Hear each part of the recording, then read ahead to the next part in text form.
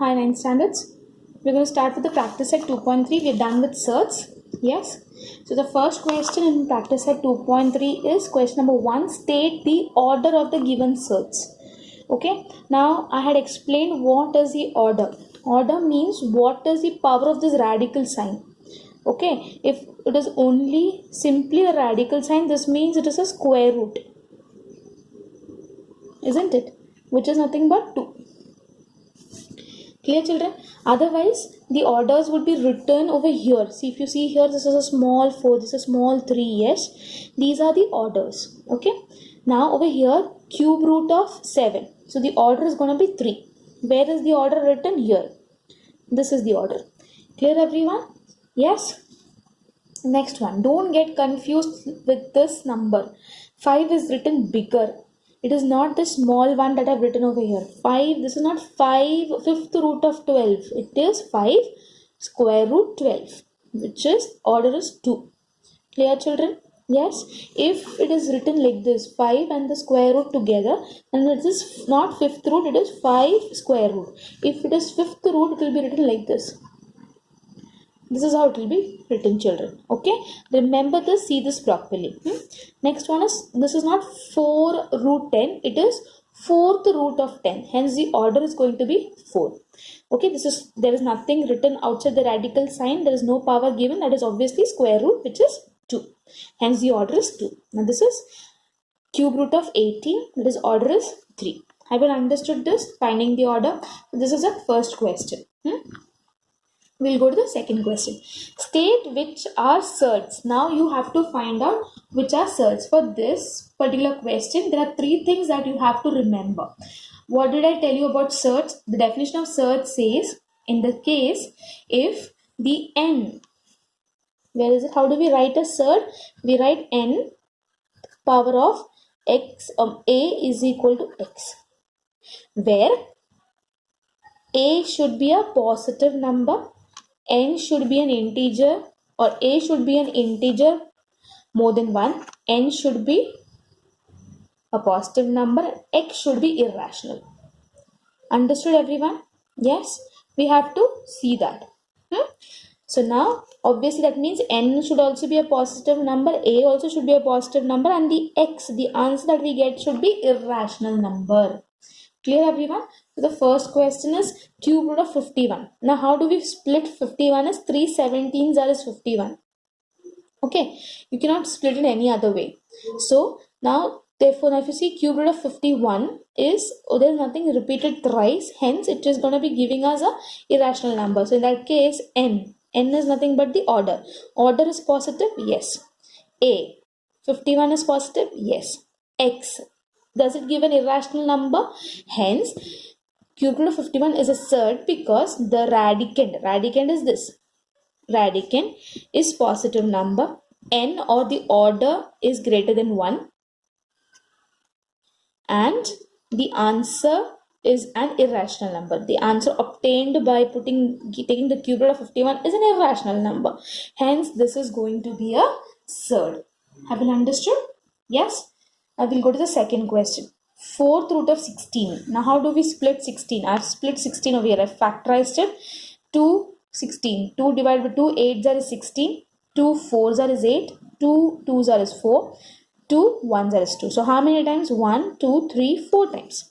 So I've written 4 times. 2 4 times. That is 4th root of 2 into 2 into 2 into 2. So what is it going to be? Now if you see, this is nothing but 4th root of 2 raised to 4. Now 4 is same, hence it becomes 2.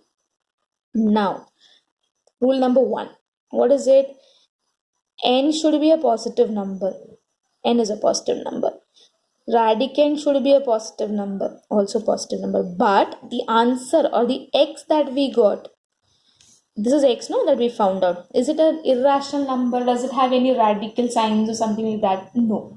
We have it as 2. 2 is obviously a rational number. So since it does not satisfy the third necessity that we need, hence this is going to be not a cert. Therefore 4th root of 16 yields a rational number, hence it is not a cert. Understood, everyone? This exercise is for you all to understand surds properly. Okay, if you have to operate a surd, you should first know what is a surd, right?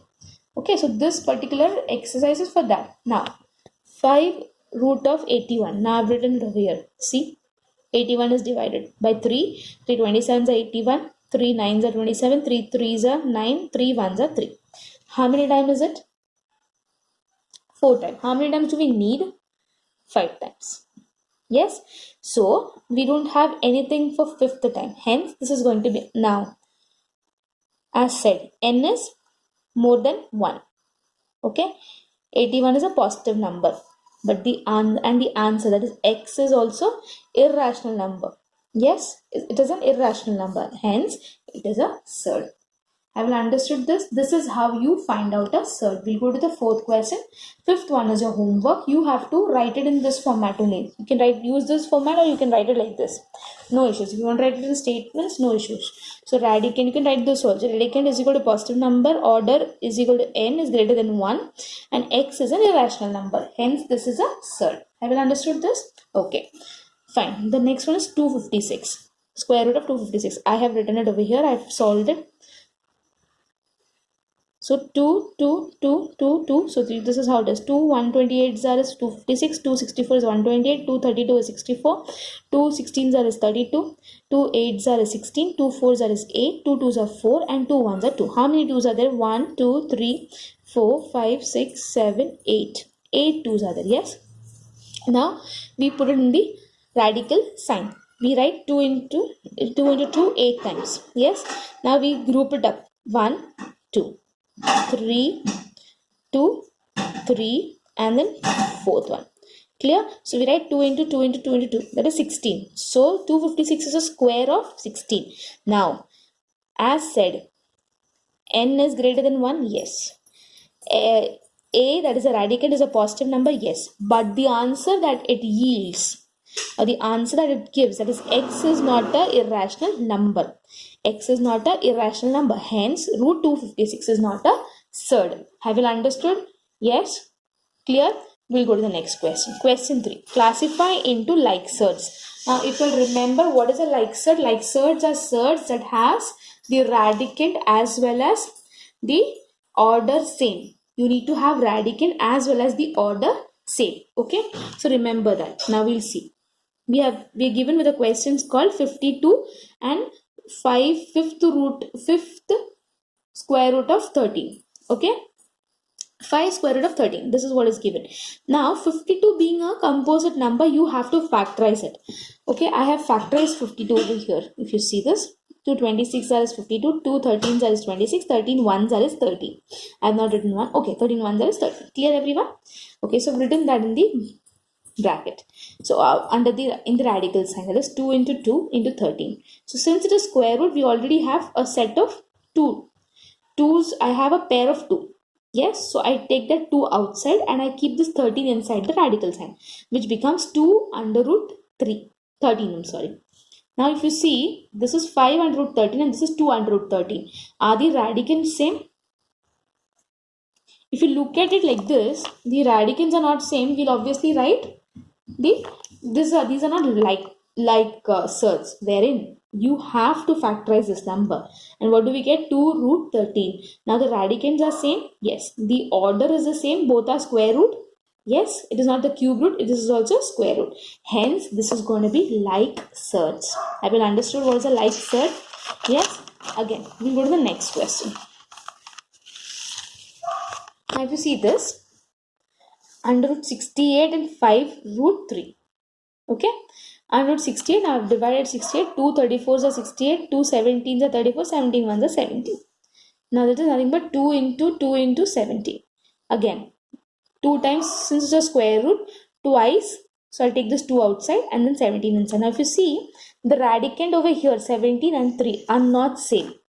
Though the order is the same, the radicands are not same. Hence, root 68 and root 5, root 2, 3 are unlike surds, as radicands are different.